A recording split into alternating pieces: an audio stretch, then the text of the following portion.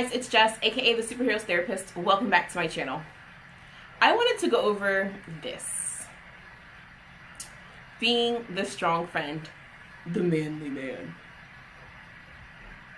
What does that mean? What does it look like? How does that affect guys? What is PTSD as it relates to men? Do men really get PTSD? Do men get sad and depressed? Do they have mental health issues, or is it only a woman thing? Well, wait, here I go again. If you're new here, my name is Jess, Superheroes Therapist. Welcome to my channel. I support superheroes, so I work with first responders, clergy, and I'm a therapist primarily to help them navigate through the tough stuff in life. So if you're new here, like, comment, subscribe, all that good stuff. The buttons are somewhere, everywhere, something like that. Let's get to the nitty gritty. Let's talk about men's mental health. So if you're watching this, we are in June of 2019. And June is Men's Mental Health Awareness Month, as well as PTSD Awareness Month. So if you're like me, you were taught, boys don't cry. Real men don't cry. Suck it up, buttercup, be strong, da-da-da-da-da-da-da-da. And all of these things about how, real men are strong and don't have emotion and just go through and just, live life, rock climbing and grinding steel with their teeth and never having a bad day, legs falling off, no tears shed, just going through it and being a real man, being strong. Well, guys, let me tell you, those are lies. Lies. Men, it is okay for you to cry. It is okay for you not to be okay. You should not only be able to feel and be emotional during a basketball game, a football game, a soccer match. You should be able to talk about your feelings more than just in the barbershop. And yes, men suffer from PTSD, not just because you've been to war. One of my favorite poets ever, one of my favorite poetry movements ever, the P4CM movement, more specifically the Poets in Autumn tour. Last year in 2018, during their tour, they did a whole set on all things mental health. And it was very interesting for me, the therapist, sitting in the crowd, listening to how they described mental health, post-traumatic stress disorder, anxiety and depression, and watching my husband, a layperson, be like, oh, that's PTSD? Oh, that's depression? Because everyone assumes that PTSD only happens when a door slams and you're like, ah! Or depression is only when you can't get out of your bed for 7 months, you don't shower, you don't eat. Anxiety is you're having panic attacks, the walls are coming in on you and the room is shaking and you're scared to leave your house. And we assume that it's always not there at all or completely taking over our lives. And men in specificity don't know that it's okay to not be okay. So Preston Perry did a set at the Poets in Autumn tour and talked about PTSD for people who grow up in low SES neighborhoods, so low socioeconomic status, people that grow up in the hood, the ghetto, places where you are more likely to hear police sirens round the clock than not, places where you probably have more shirts like this with your friends' faces on them, have been to more funerals and wakes and viewings, and have heard more about shootings and people dying in drive-bys, overdosing from things, walking over dead bodies in your neighborhood, seeing dope bags everywhere, and just assuming, that's hood life, and that's just what it is. It is what it is, and I'm a play, and I'm strong, and da-da-da-da-da-da. And he talked so poignantly about how that is not the norm, about how when he got married and went to look for somewhere to live, that he was looking for places that had the comforting and soothing sounds of police sirens. If you're like me, I don't find the sounds of police sirens comforting or soothing at all. When I hear police sirens, I'm almost like, oh my gosh, I'm getting pulled over. They know I've been speeding. Or is something happening to someone? Is somebody unsafe in my neighborhood? Or are they rushing to get somewhere? It's never oh, that is the sound of safety. He talked about going through and being able to identify different smells of drugs. Oh, that's marijuana, or that's a dirty, aka marijuana and cocaine being smoked at the same time. That were things that he knows now as an adult were not normative interactions, and that it was not okay or normal to have been exposed to this level of violence, gang activity, death, and all of these things that then formed for him a mindset of, well, this is just what it is. Your homie dies, you don't shed a tear, you pour some beer out for the homies, you play some Crossroads by Bone Thugs-n-Harmony, and you keep it pressing. Like, and that's just all it is. And so as he's become a dad, a husband, and began to realize how this is deeply affected him, he was like, oh my gosh, my whole hood, like the whole tribe, my crew, my people, them, we're struggling and don't know we have issues. Joseph Solomon, another one of my, like, I just love Poets in Autumn in general. If they're coming to your area, shout them out, beat them up, go watch them. Their Christian poetry movies are absolutely amazing. He talked about depression and what depression looked like for him. So he didn't pull out the DSM and was like, oh, well, you know, I had this, and I met this criteria, and I had this, that, and the third. He talked about what it felt like, the experiences. He went from like a sensory standpoint. So even had like in the background as he was talking, like it was like a blue sky with like these black crows coming in, and talked about how depression felt like it snuffed out the joy and the fire from his life and really left him in a place of like helplessness and hopelessness, not necessarily like to a point of suicidality, where he did mention dealing and battling with being suicidal, feeling worthless, but it wasn't then that he was the most worried, which is what happens, is that we assume because I'm not suicidal, I don't want to end my life, that I'm okay. And depression is so much more than just, oh, I want to kill myself. People are like, well, until I want to kill myself or kill someone else, I don't really have a problem.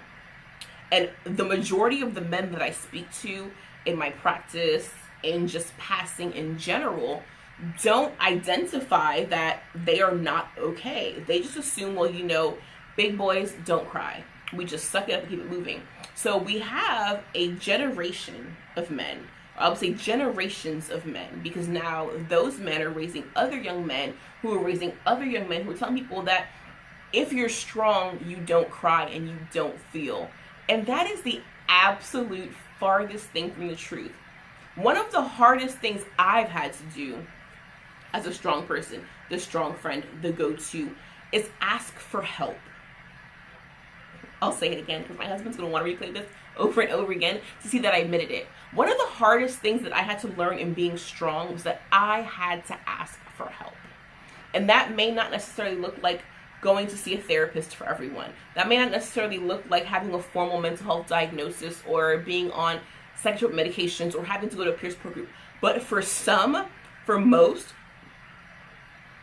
it may very well be, I've got to sit on a couch with a therapist and process what is happening in me, how life is affecting me, how when I was 7 years old and that person overdosed and I walked over their body to not be late for school plays back in my head, how when I watch Criminal Minds or CSI, I can smell the blood of my friend who shot their brains out. I can smell that. I remember walking into that scene. I remember the sounds of gunshot that I heard riddling through my apartment or my neighborhood. And when I watch certain shows, I don't know why, like I'm sad, or I lose motivation, or I feel like overly responsive or hypervigilant, where I'm very, very aware of what's happening in my surroundings when it's just TV. And what happens is that sometimes our brains cannot tell the difference. So if you've been exposed to any of those things, and not to say that because you've been exposed to a traumatic event that you have post-traumatic stress disorder, you may also be experiencing post-traumatic growth, which we don't really talk about. So we talk about, oh, well, this bad thing happened and it should change my life and ruin my life and change the trajectory of my life. But sometimes trauma will go through and find something in you that may not have been addressed or dealt with, that will cause growth in areas where you didn't know that you could grow and be dynamic. But it's about acknowledging that this growth came from this event, this hurt, this thing, and talking about it. I know that like men only talk at the barbershop. Like, that's y'all spot. I know that we go to the hair salon and we're like, oh girl, let me tell you, da da da da da da da. This month on my Instagram page, SW Social Support, I'll be highlighting some amazing male clinicians. I also know that some of the men that I see in my practice were like, I was a little sketchy to come see you because you're a girl. Noted. I am. Okay, no worries. But I also know that there are some men who are comfortable seeing anybody, male or female. But I do know some amazing men, both in and outside of South Florida, that are going through, that are helping other men to heal. So you don't have to walk this walk alone. You don't have to just suffer in silence and man up and suck it up and just cry in the shower or not cry at all or be angry and bitter. And a lot of those things, a lot of our angry, violent men have unresolved traumas, have depression and anxiety. They don't know how to deal with it. They just go through and it expresses itself as anger and violence and rage and being short-tempered. There's so much more to it. So throughout the rest of this month, I will really be talking about how to address, how to know, and I'll be pointing a lot in this month more than any other month to men who are doing this work, because I know that you believe and you trust me. However, I also know that it is sometimes best to hear it from the horse's mouth. So I will be putting in some clips, some links, some features of men who are out here doing amazing work, who have had their own traumas, their own norms, of things that they thought they could and could not do based on XYZ 1, 2, 3, because I'm a man, because I'm strong, because I should. So all of these fallacies that are placed upon them to say, well, just suck it up, just go, keep moving. And I'm going to more than likely stay away from statistics. Not because I don't believe they're true, but I believe that men are the most grossly underreported demographic of people across the board. So men who have been raped, demographic, the information on stats is not correct, because men aren't walking around that have been raped. Men who have been abused by their partners, they're not like, oh, my wife is beating me. Like the makeup of a man is not to admit those things. So the stats on that are going to be grossly skewed. So I won't spend time on that, but I want to be able to give you the tools to navigate through that. So men, I know you're probably not like, oh, I'm going to go home and journal. I think you should. But a way that I get my men clients to journal is not journaling. It's just making lists. I mean, it's journaling, but it's not journaling where it's, dear diary, today we're not doing that. Like, that's not what, let's just scratch that. That's not what journaling is. It really is just giving you a safe space to go through and pour out what is overwhelming you, what's putting you at capacity. If you don't know what capacity is, go back a couple of videos and watch the video on You're Not a No Limit Soldier. That will kind of help you really get that together.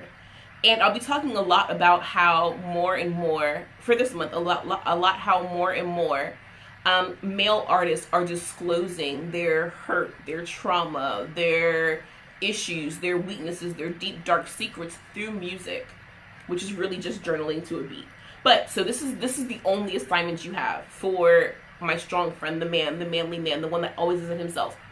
Get yourself this app. It's called InkPad. It's available on iPhones and Androids. And just begin to like brain dump. I'm overwhelmed because this happened. Whatever comes up for you, that generally leads to kind of like that yucky, I'm not really certain what's going on feeling. And just get it out. Just start writing stuff down. If you feel so led, read it. But more importantly than that, if you begin to just start getting to like, you're like, oh my gosh, this is so dark, this is so much, I need somebody to talk to, please get yourself a therapist. If you're in South Florida, I'm more than willing to see you. If you're not in South Florida or the state of Florida at all, like I said, I'll be posting male therapists throughout this month to be able to give you resources and access to people to go through and look. So I know there is therapy for Black men. There is Psychology Today. There is Find a Multicultural Therapist. So if you are not of the Caucasian or African American descent and you would like a therapist that's from Ghana or Ethiopia, or wherever you're from, or from Haiti or from Jamaica or from Cuba, find a therapist. There's Latinx therapy. There's a bunch of directories that make it a lot more accessible for those who would like to seek services to have access to those services. So please, I will try and link a bunch of them below down here in the description thingy under the video. But if you have any questions, comments, concerns, complaints, go ahead and put them below in the comment section and let me know what you want to see, what you want to hear more about during the month of June.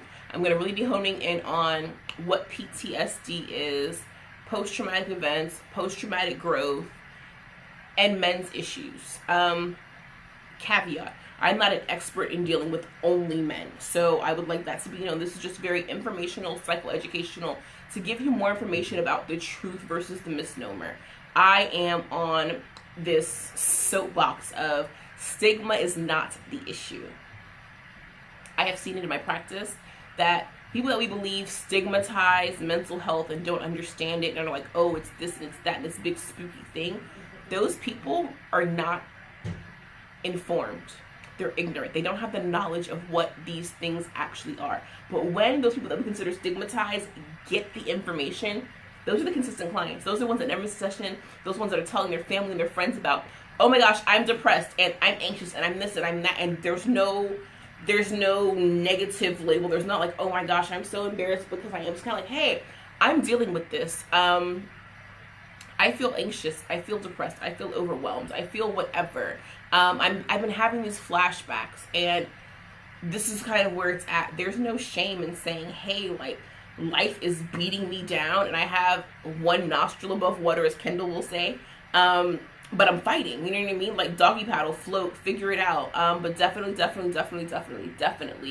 seek help. Get yourself into a community, those that are willing and able and credentialed, not just, oh, well, I want to help you because, whatever, like, that are actually educated to be able to help you navigate through what's going on for you. That's all I got for today. Like, comment, subscribe, all that good jazz. If you need to find me to book me to speak, it's justjefferson.com. If you need to book me for therapy, it's swsocialsupport.com. You can follow me at @thejustjefferson on Instagram and on Facebook, or you can also follow me at SW Social Support on Instagram and Facebook. I try to keep those pages very active, interactive, lively, and all that jazz. I check back here for comments regularly. If there's something that you want to see, some kind of content to help you go through and fight the superhero struggle and banish burnout, please let me know. See you guys soon.